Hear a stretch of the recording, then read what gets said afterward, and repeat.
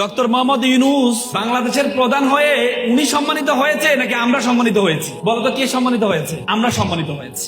আমাদের একজন পোস্টার বয় আছেন সারা বিশ্বে সবচেয়ে বেশি পরিচিত আজকে আমাদের দেশের প্রধান বর্তমানে ডক্টর মোহাম্মদ ইউনূস। ডক্টর মোহাম্মদ ইউনূসকে 2012 সালে স্কটল্যান্ড গ্লাসগো কানাডিয়ান ইউনিভার্সিটি ওনাকে ভিসি বানিয়েছেন, একটা পাবলিক ইউনিভার্সিটি। সেই ইউনিভার্সিটির সংবিধানে আছে যে ইংল্যান্ডের নাগরিক না হলে সে ভিসি হতে পারবে না। শুধুমাত্র ডক্টর মোহাম্মদ ইউনূসকে প্রধান বানানোর জন্য ওনারা সংবিধান পরিবর্তন করে ওনাকে ভিসি বানিয়েছেন। 105টি বিশ্ববিদ্যালয় 33টি দেশে ওনাকে নিয়ে গবেষণা করা হয়, ওনাকে নিয়ে পড়াশোনা করা হয়। উনি পৃথিবীর সবচেয়ে বৃহৎ 3টি পুরস্কার, এক হচ্ছে নোবেল পুরস্কার, আমেরিকান প্রেসিডেন্সিয়াল অ্যাওয়ার্ড এবং ইংল্যান্ডের সবচেয়ে বড় অ্যাওয়ার্ড, 3টি অ্যাওয়ার্ড পেয়েছেন। পৃথিবীর মাত্র 12 জন মানুষ এই অ্যাওয়ার্ডটি পেয়েছে, মাত্র 12 জন মানুষ।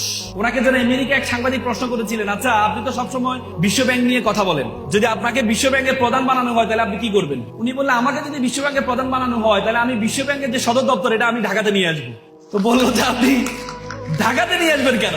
বলতে ঢাকাতে এই জন্য নিয়ে আসবো, বিশ্ব ব্যাংকে চাকরি করে 5,000 লোক, আমি যখন ঢাকাতে নিয়ে আসবো সে 5,000 মধ্যে যারা শুধু চাকরির জন্য চাকরি করে, মানে পার্শ্ববর্তী অফিস আছে এই জন্য চাকরি করে, ডেডিকেশন নাই, এমন 3-4 হাজার লোক চাকরি ছেড়ে দিবে, তারা ঢাকাতে আসতে চাইবে না। তাহলে এক হচ্ছে আমি নতুন করে 3,000 লোক আমি আমার দেশের যারা শিক্ষিত আছে তাদেরকে যুক্ত করতে পারবো, আর যারা আনডেডিকেটেড ডেডিকেটেড না এদেরকে আমি চাকরি থেকে সরাইতে পারবো। চিন্তা করা যায়? সেটা হচ্ছে আমাদেরই সন্তান ডক্টর মোহাম্মদ ইউনূস।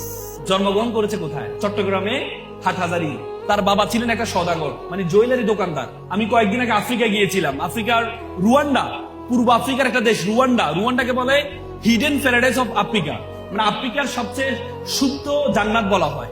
খ্রিস্টান রাষ্ট্র, ছোট্ট একটি রাষ্ট্র, হাজার পাহাড়ের রাষ্ট্র।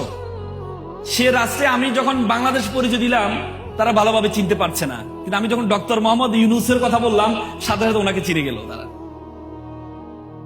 তার মানে আমাদের দেশের পোস্টার বয় ডক্টর মোহাম্মদ ইউনূস, উনি একটা গ্রাম থেকে জন্মগ্রহণ করেছেন।